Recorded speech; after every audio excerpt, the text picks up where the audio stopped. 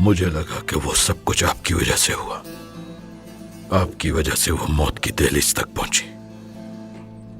इस वजह से मैं आपको गुनहगार समझता था। मैं गलत था बाबा, क्योंकि आपने तो मुझे हर किस्म की मुश्किलों से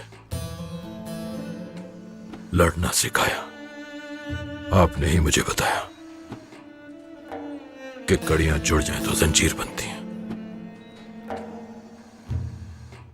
याद है मुझे।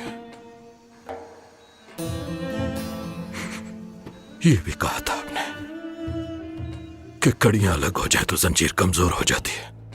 आप बिल्कुल सही थे। मेरी मां कमजोर कड़ी बन गई जो चली गई हमें छोड़कर। मेरा भाई उमर भी एक कमजोर कड़ी निकला।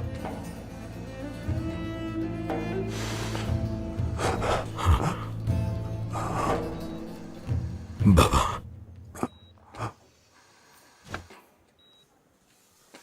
मैं आपका बेटा जाकिर।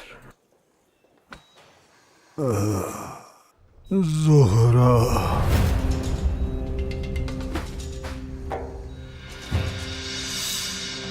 ज़ोहरा कहाँ है?